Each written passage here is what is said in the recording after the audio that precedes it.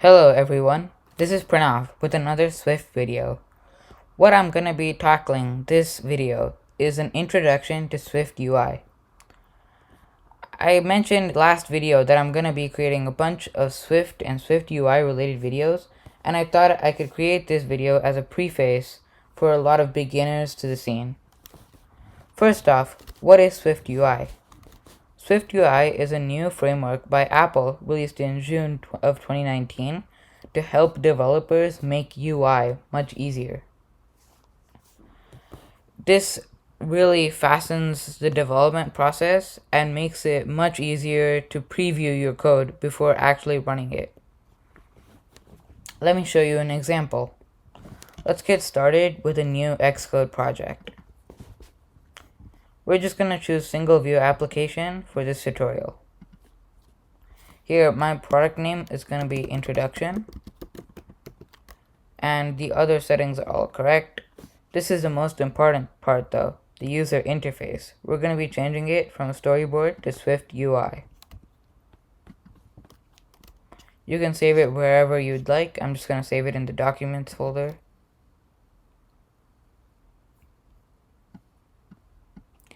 Now, there's a lot of stuff here, so let's go over it one by one. First off, we're in the content view.swift file. This is basically the main file where all of your code goes, and you can of course create more files for more pages or views you have in your application. Now, on the right side here is our preview, which is also known as the canvas. Right here, if you click resume, it's actually going to show us a live preview on an iPhone of our application, which just has hello world for now. On the left side is our code view. Here, we're importing the new SwiftUI framework. We're also having a struct for our view.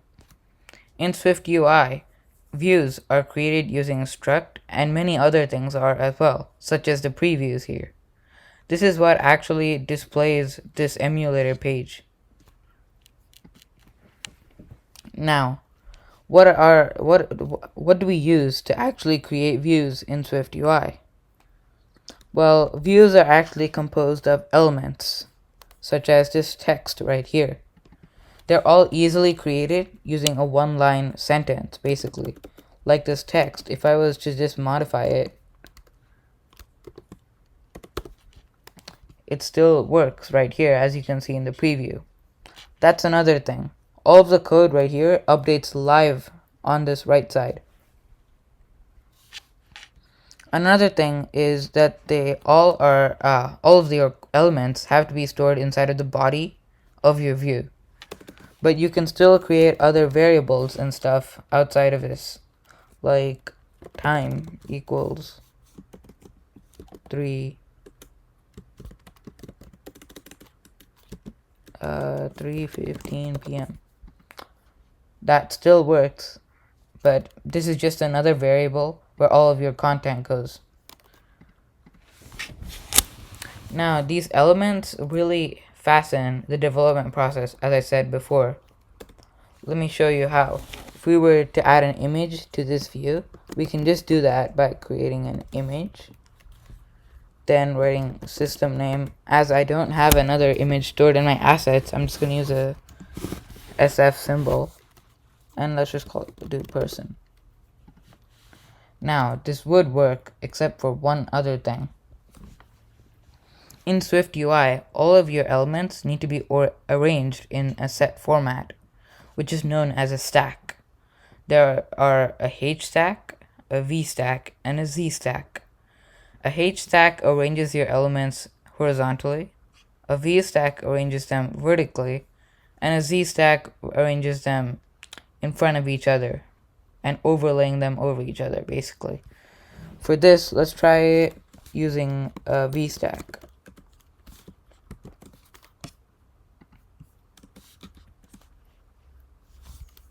And we have to click resume here, as sometimes it doesn't update automatically when there's major changes. Now, as you can see, the image is on top and the text is on the bottom. We can just indent these for a bit better view.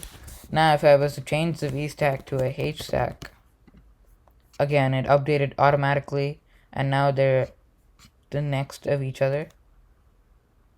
And if we did a Z stack, they would be over each other.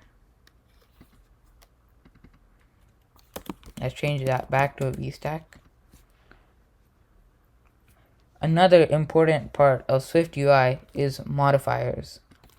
Modifiers basically modify your elements, and they're very easy to implement.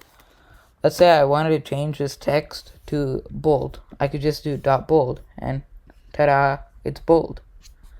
And instead, if we wanted to do .font, and we can also do different styles of font in here, like large, title, and it's way bigger than before. And instead, if we want to change the color, we could do .foreground color and .red, or whatever color you'd like, and it updates automatically as well. But the important part here is I was able to change the size and the color with just 2 lines of code here.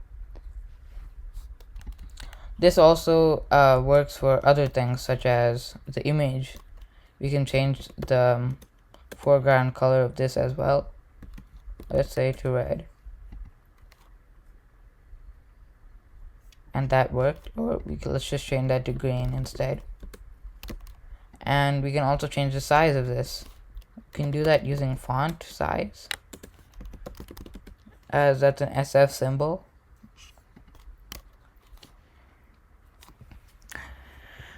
And that's about what I wanted to cover for this video. Please reply down in the comments if you have any questions.